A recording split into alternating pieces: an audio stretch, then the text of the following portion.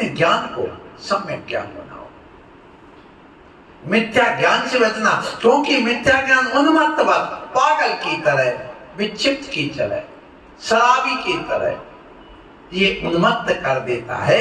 और ये उन्माद इसी ज्ञान से फैलता है। जितने भी आतंकवादी बनते हैं, जितने भी ये होते हैं घटनाएं उन्माद संबंधी, जैसे अभी नूह है वहां घटना हो गई, ये क्या उन्मत्तवत, उन्माद की वजह से। जब तक एक मिथ्यात्व का उन्माद नहीं चढ़ता है तब तक व्यक्ति ऐसी घटनाएं नहीं करता है। ये जैन दर्शन की यही तो विशेषता है कि जैन दर्शन कहता है ये उन्माद को निकालो, ये पागलपन निकालो, ये मिथ्यात्व निकालो, ये जो तुम्हारी हटकिराता इसको हटाओ, यही तेरा मिथ्यात्व है। तुम समझता नहीं ये भी जीव है तो वो भी तो जीव है बेचारा। तुझे दुख होता उसको भी तो दुख होता है। तू मिथ्या धारणा क्यों बना के बैठा कि मैं बच जाऊंगा, इसको मार डालूंगा, मैं सुखी हो जाऊंगा। यदि सबको मारने से जीव सुखी होता है तो उसकी मिथ्या धारणा है। यदि तू मार देगा तेरी जिंदगी नहीं रह पाएगी। पेड़ पौधे सब मर जाएं तो पानी नहीं आएगा, ऑक्सीजन नहीं मिलेगी, तू वैसे मर जाएगा। यदि ये कीड़े मकोड़े खाद ना बनाए, मिट्टी ना परिवर्तन करें, ये पेड़ पौधे आपकी कार्बन डाइऑक्साइड ना ले, ऑक्सीजन ना छोड़े तो मर जाओगे। तुम सोचते सबको भक्षण कर लूं, तो ये कहते यही तेरा उन्माद है, यही तेरा मिथ्यात्व, इसको छोड़। और इस बात को कोई समझ नहीं पा रहा है। यही हमारे आचार्य बार बार समझा रहे हैं। इसलिए जैन धर्म की महानता समझिए आप लोग। लेकिन आज का व्यक्ति समझ ही नहीं पा रहा है। किसकी वजह से? उन्मत्त की वजह से, उन्माद की वजह से ये चल रहा है सारी दुनिया में। और आज ये उन्माद जो है उसको यदि मिटाना तो मात्र एक जैन धर्म है जो उन्माद को मिटा सकता है। इस उन्माद को मिटाने का नाम ही मिथ्यात्व को मिटाना है। इस उन्माद को मिटा करके अपने समीचीन सम्यक जो दृष्टि ले आना, दूसरों पर दया करुणा, अपना तो परस्पर उपग्रह जीवा नाम का जो सिद्धांत आ जाता है उसी का नाम सम्यक दर्शन और कुछ नहीं। इसलिए उसको यहाँ पर आचार्य कहते, देख तुम अपने ज्ञान को और तुम मिथ्या बना रहे। ज्ञान बंद का कारण नहीं होता, ध्यान रखना। ज्ञान बंद का कारण नहीं है। यदि ज्ञान बंद का कारण बन जाए तो केवल ज्ञानी को बंद हो जाए। लेकिन जब वह ज्ञान उन्माद से सहित हो जाता है, ज्ञान उन्मत्त हो जाता है, हाथी की तरह हो जाता है, पागल की तरह हो जाता है, शराबी की तरह हो जाता है, तो वह ज्ञान अज्ञान कहलाने लगता, मिथ्या कहलाने लगा, वो बंद का कारण बन जाता है। इसलिए ज्ञान को सम्यक बनाओ। यही जैन दर्शन में भगवान आदिनाथ का उपदेश है। आदि ब्रह्मा हमें यही कहने गए कि सुनो, अपने अंदर उस सत्पने को ज्ञान प्राप्त करो। प्रयास को छोड़िए, इस सब को छोड़ करके अपने स्वरूप को छोड़ समझना। और इसके बाद में ये आप लोगों को मिथ्यात्व छोड़ने के बाद जब समय दृष्टि आ जाती है तो उसके लिए नए की आवश्यकता होती है। हम उस नए की परिभाषा समझते हैं कि नयति इति नया, जो वस्तु के अंश अंश का ज्ञान करा के उस पूरे वंश का ज्ञान करा दे, वहां तक ले जाए, मूल वस्तु तक ले जाए। चाहे वह पर के उदाहरण को लेके, पर के संयोग को लेकर के, भेद करके, कैसे भी है वो ले जाएगा वहीं पर। उसका लक्ष्य वहीं है, प्रमाण की ओर ले जाना, उस पूर्ण वस्तु का ज्ञान कराना, इस नए का उद्देश्य होता है और कुछ नहीं। नए तिथि नया जो ले जाए, कहाँ ले जाए? हमें मूल तत्व की ओर ले जाए। उसका नाम क्या है? नए। और ले जाएगा एक एक कदम, कदम कदम चलने का नाम क्या है? नए। आपको यहां से सागर जाना है तो कैसे जाओगे? एक साथ नहीं। सागर हमारा प्रमाण है, दूरी हमारी प्रमाण है कि इतने किलोमीटर है, हमने जान लिया कि यहां से 700 किलोमीटर हमें जाना है, एक प्रमाण हो गया। अब जाना है तो कैसे जाओगे? एक साथ 700 किलोमीटर एक कदम में नाप लोगे क्या? नहीं। वहां तक पहुंचने के लिए नए जो ले जाए, कहां तक? उस मंजिल तक, उस तत्व तक। उसका नाम क्या है? तो नए का नाम कदम कदम। पग पग चलना, एक एक कदम बढ़ते गए और वहां पूरे पहुंचा गए।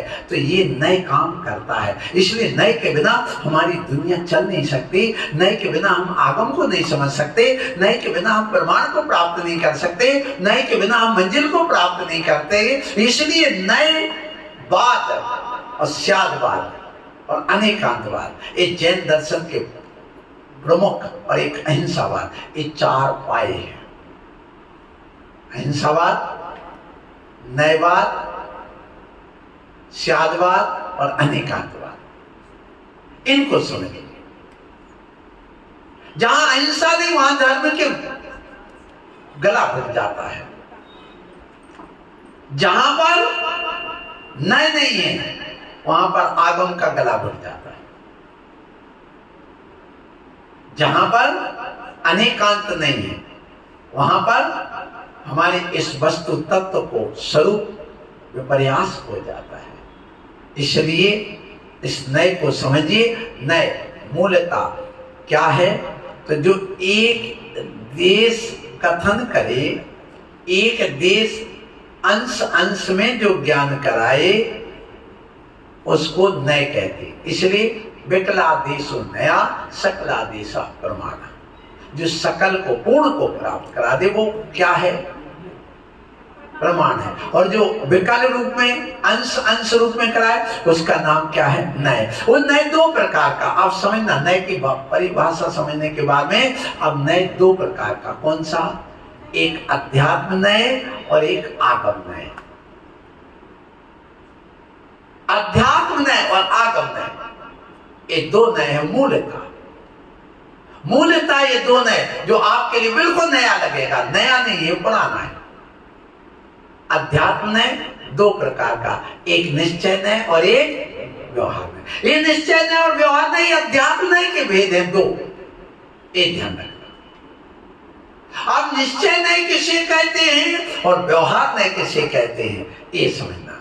देखिए, अध्यात्म को परमागम कहते हैं और आगम को सिद्धांत कहते हैं।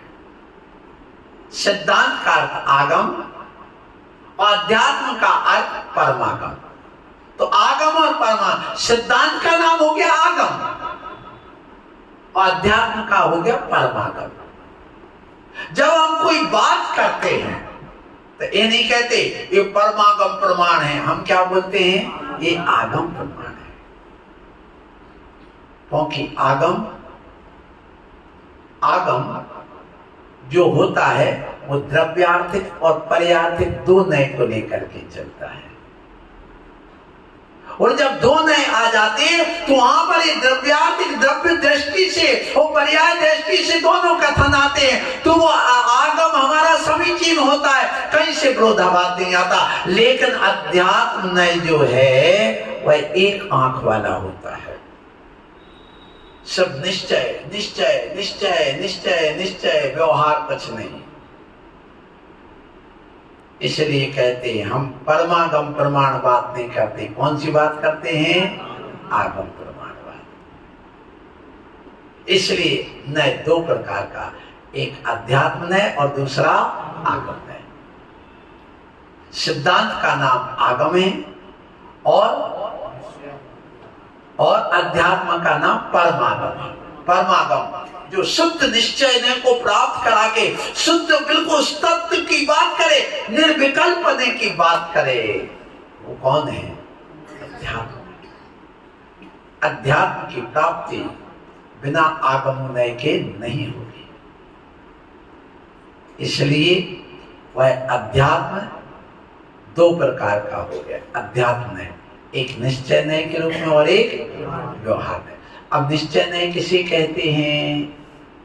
तो गुण गुणी में जो अभेद को ग्रहण करे, गुण और गुणी में अभेद को प्राप्त करे, जो स्वभाव को ग्रहण करे, विभाव को ग्रहण ही ना करे, या जो कह दिए असली अंश को प्राप्त हो, असली अंश को विषय बनाए, इतनी। और व्यवहार नय जो भेद को ग्रहण करे, जो गुण गुणी में भेद डाले, जो संयोगी पर्याय को भी ग्रहण कर ले, वो व्यवहार है। गुण गुणी में भेद क्या? देखिए, हमने कहा मैं जीव हूं, ज्ञाता दृष्टा, जीव का स्वरूप बिल्कुल शुद्ध, उस चीज को जो ग्रहण कर रहा है सिद्ध स्वरूप है। बस ये हो गया निश्चय में। अब व्यवहार ने वो कहता देख तू गुणी है, तेरे अंदर ज्ञान गुण है, तो ज्ञान का भेद डालिए। अब जीव से क्या कर दिया? गुण को भेद डालिए। तू ज्ञानी है, अच्छा तू सम्यक दृष्टि है, अरे तू मिथ्या दृष्टि है, अरे तू केवल ज्ञानी है, तू मना परे है ज्ञानी, ये भेद डालिए। तू अनंत सुख का धनी है, ये किसने भेद डाला? व्यवहार। तो निश्चय में और व्यवहार में यही अंतर है। निश्चय ने मूल तत्व को ग्रहण करता है और स्वभाव ग्राही होता है, असली अंश को स्वीकार करता है। इसलिए मैं आपसे कहूंगा कि आप लोग इस स्वभाव को, असली अंश को ग्रहण करिए। असली अंश को ग्रहण कराने वाला निश्चय होता है, इसलिए निश्चय की महिमा गाई गई। इसलिए कहा कि जब तक तुम निश्चय रत्नत्रय को धारण नहीं करोगे तब तक तुम असली भगवान नहीं। लेकिन उसकी रक्षा कौन करेगा? उस असली की, उस नकली की घड़ा। क्या बिना घड़े के वह दूध रह जाएगा? नहीं रहेगा। तो उस निश्चय की रक्षा करने वाला कौन है? व्यवहार। इसलिए व्यवहार को भी तुम्हें लेके चलना पड़ेगा। बिना व्यवहार के तुम्हारा निश्चय नहीं आएगा, उसकी रक्षा नहीं होगी। इसलिए कोई क्या हमें तो दूध से मतलब है, हमें घड़े से मतलब, हमें दूध से मतलब, गाय से मतलब नहीं है। गाय तुम अपनी ले जाओ तो आएगा कहां से बताओ? गाय व्यवहार है और दूध निश्चय। अब गाय के बिना दूध लाओ आप तो नहीं आएगा। इसलिए आचार्य ने कहा दोनों बिल्कुल तराजू हैं, एक निश्चय और एक व्यवहार। बैलेंस बना के चलिए। जितना महत्व निश्चय का है उतना ही महत्व व्यवहार का है। ये निश्चय और व्यवहार है क्या? ये हमारे दो हाथ हैं। क्या है? जब आप किसी चीज को एक हाथ से कोई वस्तु को उठाते हो तो दूसरा हाथ उसका बैलेंस बनाता है, झुक करके गुरुत्वाकर्षण बनाता है। जब दूसरे हाथ से उठाओगे तो उसका गुरुत्वाकर्षण वो बैलेंस बनाता है। आप कभी देखना, एक हाथ से सामान उठाना तो दूसरा हाथ अपने आप को कड़क करके बैलेंस बनाएगा, माने एक नए दूसरे नए को लेकर के संभालेगा। या यूं कहिए ये नए दो आंख हैं, जहां एक आंख जाएगी उसके पीछे दूसरी आंख भी घूमेगी। यदि आप एक आंख इस तरफ करोगे तो दूसरी आंख भी वहां जाएगी, यदि नहीं जाती तो त्रिपटा कहलाते हैं। इसलिए आप अपने इस नए को समझो, एक दूसरे के पैरेलल चलने वाले हैं। अथवा आप लोग पूड़ी बनाते हो, जब पूड़ी बनाई जाती है तो आप कढ़ाई में डालते हो, कढ़ाई में पक करके जो आए वो पूड़ी कहलाएगी। ऐसे निश्चय और व्यवहार में जो पक करके आए वो आगम कहलाएगा। आप पूड़ी को डाला किसमें? कढ़ाई में। तो अब देखिए जब डालते हैं पूड़ी को तो पूड़ी दोनों तरफ सेकते हो कि एक तरफ? जब पूड़ी डाली जाती है और जब पूड़ी डालते तो एक उल्टी और सीधी भी होती है। कैसे उल्टी सीधी होती है? जो तल भाग पूड़ी में पहली बार संपर्क करता है घी तेल से, जैसे पूड़ी भी यूं डाले, ऐसी डाली जाती पूड़ी, या पर ऐसी कोई सीधी डालते, दो डालने के ढंग है। सीधी क्यों डालते और ऐसी की डालने में क्या अंतर है?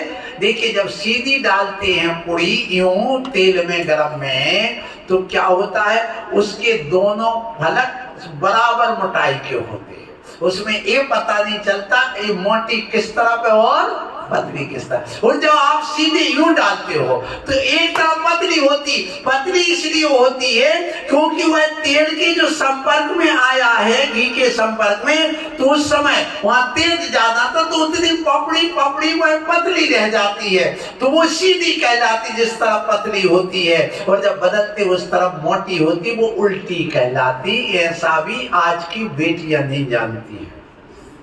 बहन से आई है, उससे पूछ लो तो उल्टी क्या है और सीधी क्या है रोटी, आज हमारे प्रवचन से सीख लो।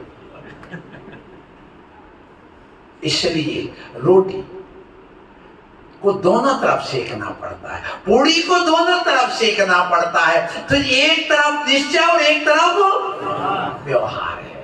यदि तुम एक ही तरफ सेकोगे तो कच्ची रह जाएगी, खाने योग्य नहीं होगी। इसलिए खाने योग्य तभी हुई है जब दोनों तरफ तुमने सीखा है, यानी कि जब तुमने निश्चय और व्यवहार दोनों लेकर के चले हो तब तुम्हारी मुक्ति होगी, तभी तुम्हारी अनादिकालीन इस संसार की भटकन मिटेगी और तुम्हारी अनादिकालीन भूख शांत होगी। इसलिए इस नए को समझना। और ये यूं कह लो, ये दो नए एक सिक्के के दो पहलू हैं, दो नए एक सिक्के के दो पहलू हैं, एक निश्चय नय और एक व्यवहार नय। अब सिक्के में यदि आप देखिए, मैं जब छोटा था तो दुकान पर जाता, किराने की दुकान पर, तो वहां जाते तो कहते 5 पैसे की हमारे लिए एक वो दे दो। पंजरी आती थी बाजार में, गटागट गोली वगैरह और भी खाने के लिए खटमिट्टा 10 पैसे की एक आती थी। और 10 पैसे में जब वो चूरन बोलते थे उसको, चूरन, वो चूरन जब दिया जाता तो उसके साथ 1000 का नोट आता। कितने पैसे में? 10 पैसे में 1000 का नोट मिल जाता। और 1000 का नोट जब एक तरफ देखते तो पूरा असली वही चित्र बना है, वही गांधी जी बने हैं, वही अशोक चक्र बना हुआ है। और जब दूसरी तरफ देखो तो वहां एडवर्टाइजमेंट लिखी है, किसकी? चूरन की कंपनी। अब विचार कर, वो नोट चलेगा क्या? क्यों नहीं चलेगा? एक तरफ तो असली है और एक तरफ दोनों तरफ असली बना चाहिए। अब एक व्यक्ति ऐसे ही कर रहा है कि अपनी एडवर्टाइजमेंट छाप रहा और एक तरफ आगम लेकर के चल रहा, निश्चय निश्चय निश्चय, व्यवहार को निकाल दिया तो वह प्रमाणिक नहीं, वह नकली हो गए। वह नकली आगम है जहां पर एक नय लेकर के चल रहा है। इसलिए दोनों नयों को लेकर के चलना पड़ेगा। अथवा हम चलते हैं तो तभी चल पाएंगे जब हमारे पास 2 पैर होंगे। कितने? एक निश्चय का पैर, एक व्यवहार का पैर। व्यक्ति निश्चय के पैर से चलता है, व्यवहार के पैर से नहीं। पर बिना व्यवहार के पैर के भी नहीं चलता है। क्यों? देखिए, जब आप चलते हैं तो एक पैर से चलते कि 2 पैर से? एक ही जन साहब नहीं, 2 पैर से कभी नहीं चलती, एक पैर से चलती है। कभी कोई व्यक्ति 2 पैर से चलेगा तो यूं मेंढक की तरह उछलेगा, तो मेंढक की तरह उछल के नहीं चलता आदमी। एक पैर जमाता है फिर एक पैर बढ़ाता है, फिर एक पैर जमाता है फिर दूसरा बढ़ाता है, फिर दूसरा बढ़ाता है फिर पहला जमाता है। तो एक पैर जमाता, एक चलाता, एक जमाता, एक चलाता, एक जमाता, एक चलाता। तो पैर तो एक ही चलता है। जो चल रहा है वो निश्चय का, और जो रखा है वो व्यवहार का। जो रखा हुआ व्यवहार का है, उसके बिना तुम्हारा पैर चल नहीं सकता, धड़ाम से गिर जाओगे, आगे यात्रा हो नहीं सकते। तो आगे पैर बढ़ाने में सहयोगी कौन है? जो जमीन पर टिका है। इसलिए व्यवहार आधार है, व्यवहार आधार है इस निश्चय का, ये कारण है इस निश्चय का। इसलिए उस पैर को रखिए, जमाइए, फिर आगे बढ़ाइए। निश्चय को आगे बढ़ा दिया। अब वो निश्चय रखा गया तो व्यवहार का काम करने लगा। अब जो व्यवहार था वो निश्चय में कन्वर्ट हो गया, तो जो रखा था वो आगे बढ़ गया। इसलिए दोनों एक पथ चलते, एक पथ चलते, अलग अलग नहीं चलते। एक पैर रख लिया, एक व्यवहार हो गया। अब निश्चय का पैर बढ़ाया, फिर उसको जमा दिया, जम गया।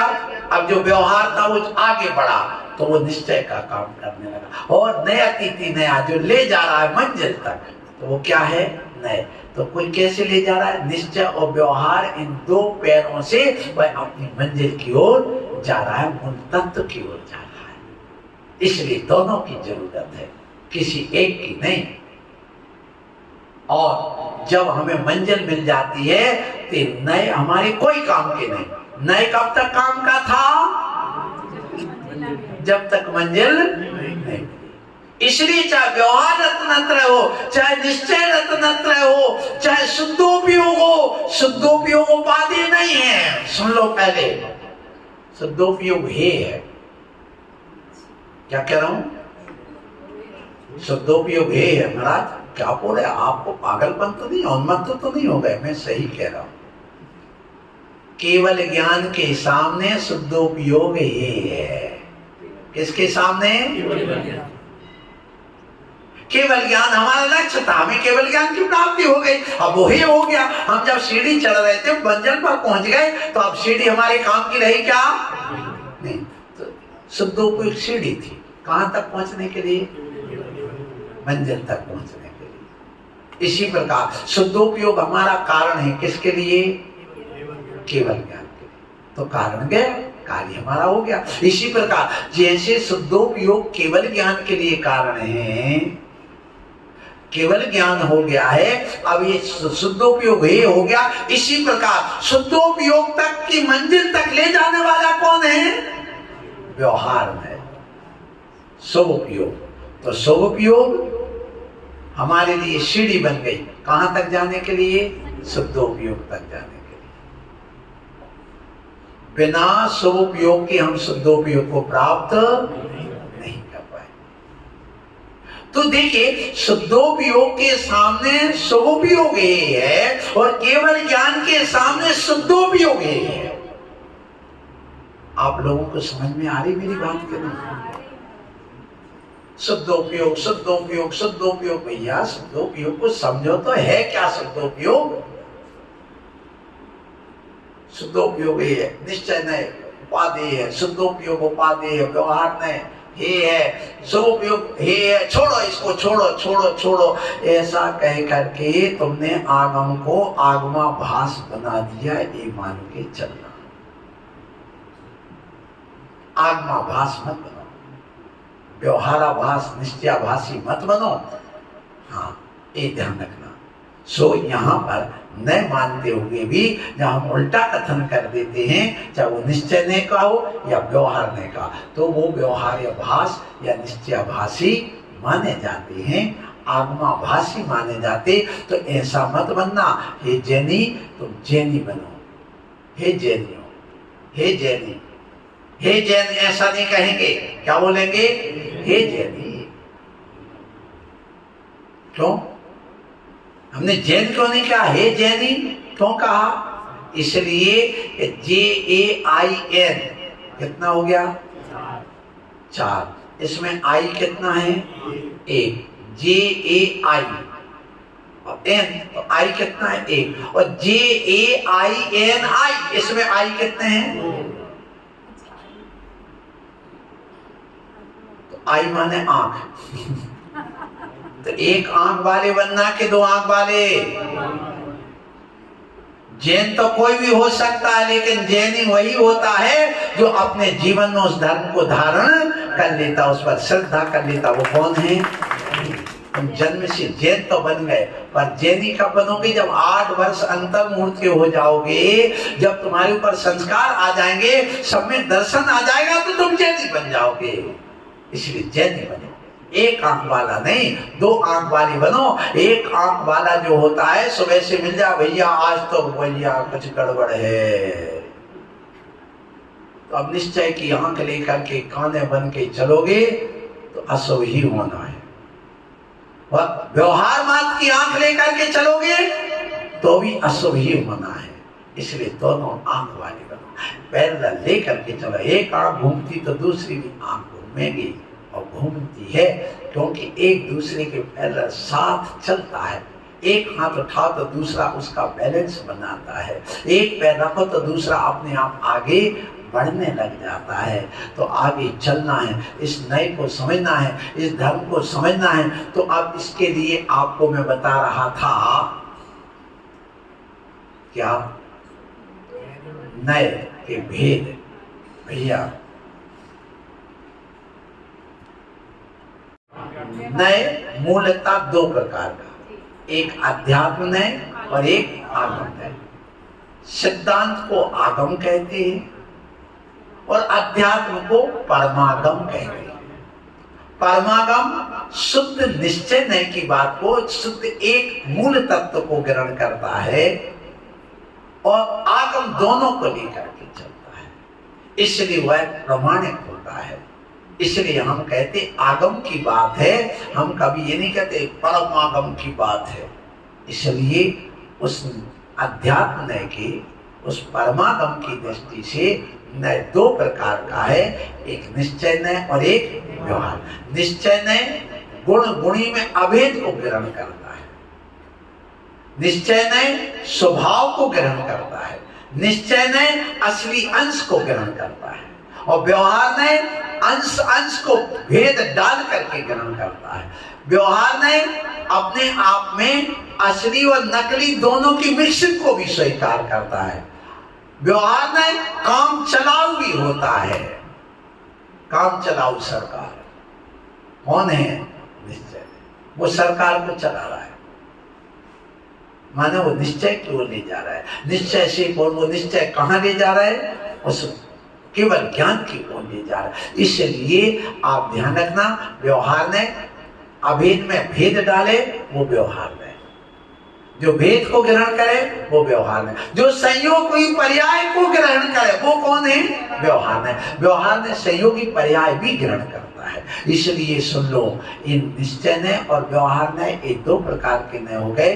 निश्चय नय भी दो प्रकार का है, एक शुद्ध निश्चय नय और एक अशुद्ध निश्चय नय। ये निश्चय नय दो प्रकार का हो जाता है। फिर इसके बाद व्यवहार नय भी दो प्रकार का होता है, एक सद्भूत और एक असद्भूत। इसको समझना बहुत जरूरी है, सद्भूत और असद्भूत। सत माने जो है, भूत माने रहता है। भूत माने पदार्थ जो जिस रूप में है, जो जिसमें गुण है, उसी को जो ग्रहण करता है उसको सद्भूत व्यवहार नय कहते हैं। और वह सद्भूत व्यवहार नय गुण गुणी में भेद करके जो ग्रहण करे वह क्या कहलाता है? सद्भूत व्यवहार नय। क्या कहा? जो गुण है उसी को ग्रहण करेगा, जो गुणी है उसको ग्रहण करेगा, लेकिन जो उसमें संयोगी पर्याय आ गई उसको अभी प्राप्त नहीं हो रहा, वो पर्याय पर्याय में भेद करेगा। जैसे हम जीव हैं, ये निश्चय ने स्वीकार कर दिया। अब हम जीव हैं, हमारे अंदर ज्ञान है, दर्शन है, चेतना है, ये सद्भूत व्यवहार ने ग्रहण करेगा। इस सद्भूत व्यवहार ने ग्रहण करके कहेगा, उस सद्भूत व्यवहार वाला कहता देखो ये द्रव्य में हमने भेद कर दिया। जैसे पुद्गल को ग्रहण किया, पुद्गल को ग्रहण करना ये निश्चय नहीं होगा। अब पुद्गल में भेद डालना, जो रूप रस गंध पाए जाए, वही भेद किसने डाला? सद्भूत व्यवहार ने। तो उसमें जो गुण है, उस गुण गुणी में जो भेद करेगा वो कौन हो गया? सद्भूत। असद्भूत क्या है? जो सत है नहीं तो भी उसको ग्रहण करता है। जैसे जीव और पुद्गल की दोनों मिलकर के एक वैभाविक शक्ति के कारण से और वह अंतर पड़ गया, तो क्या हुआ कि जो वैभाविक शक्ति को भी ग्रहण करे, व्यावहारिक पर्याय को ग्रहण कर लेता है, वह जैसे जीव में 10 प्राण होते हैं। अब प्राण चेतन है कि अचेतन रूप में? अचेतन, पांचों इंद्रियां चेतन है, लेकिन वो जब उसमें संयोगी पर्याय आ गई है तो जो संयोगी पर्याय को ग्रहण करे वो असद्भूत व्यवहार है। थोड़ा कठिन लगेगा क्योंकि पहली बार पढ़ रहे हो, पसीना आएगा ये निश्चित बात है, क्योंकि ये तो अभी इनकी भी समझ में नहीं आ रही।